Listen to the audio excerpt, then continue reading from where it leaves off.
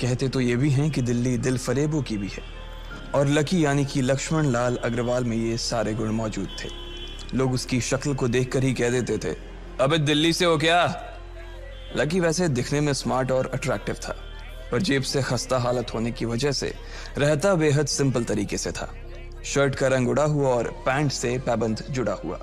कहने को तो उसकी उम्र के लड़के दिल्ली की सड़कों पर रात को मोटर बाइक दौड़ाते थे, लेकिन लकी उर्फ लक्ष्मण लाल अग्रवाल सिर्फ कमरे से कॉलेज में पढ़ाई और गर्लफ्रेंड डिंपल के साथ थोड़ा वक्त बिताना, फिर कॉलेज से दुकान, दुकान से जब होम डिलीवरी आए तो वहां, और फिर घर चला जाता था। हाँ, कभी कभी जब वो किसी लड़के को खाली सड़क पर मोटर बाइक दंदनाते हुए देखता तो कहता, एक दिन अपना टाइम भी आएगा जब मैं चश्मा लगाकर बैठूंगा और पीछे डिंपल को बैठाऊंगा। देखना, जब वो मेरी कमर में अपना हाथ कसेगी और मैं तेजी से मोटरसाइकिल को इंडिया गेट के आसपास दौड़ाऊंगा, तो सारे दिल्ली का दिल हम दोनों को देखकर जलेगा। दुकान में रखा हुआ बर्नॉल भी काम नहीं आएगा। लकी ने कहा और अपने हाथ में बर्नॉल की क्रीम को दबा दिया। जैसे ही उसने क्रीम को दबाया, उसका क्रीम बाहर आ गई।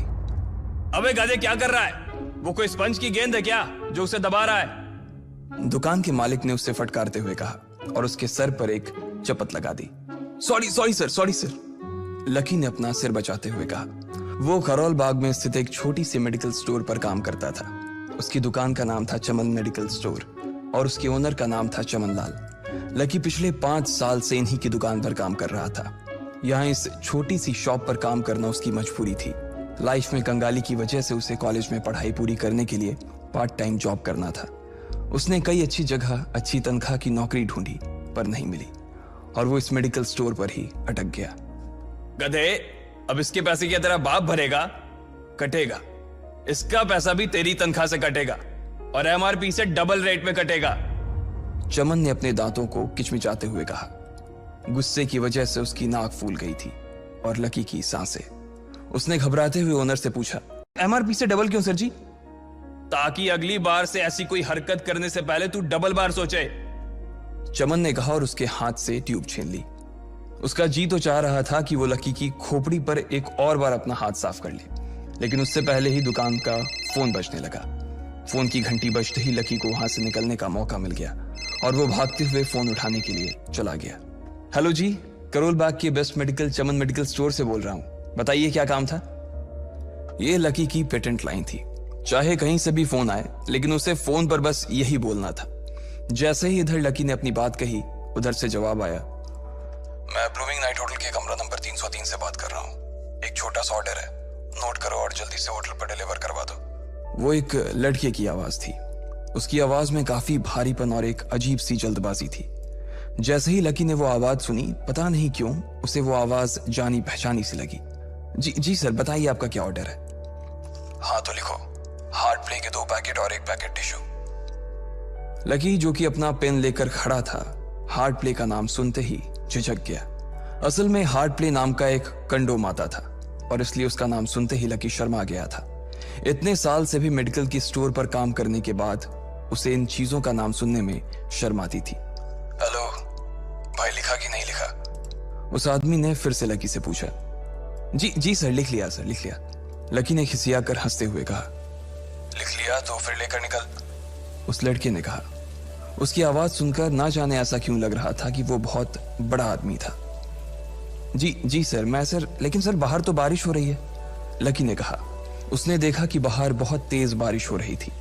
उनकी दुकान के सामने पानी भर गया था और तेज हवाओं की वजह से चमन मेडिकल स्टोर का बोर्ड भी गिर गया था। लकी को लग रहा था कि वो इतनी तेज बारिश में अभी एकदम से तो नहीं निकल पाएगा, तो उसने उस लड़के को समझाते हुए कहा, सर मैं ऑर्डर तो ले आऊंगा पर थोड़ा टाइम लग जाएगा, बारिश थोड़ी थम जाए।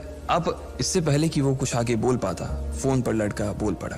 तुम्हारे मालिक को पता है कि तुम मल्होत्रा जी के लड़के को मना कर रहे हो? हाँ पता है, बारिश हो रही है, इसलिए सारा सामान अच्छे से थैली में पैक करके लाना और लेट नहीं होना चाहिए, समझे?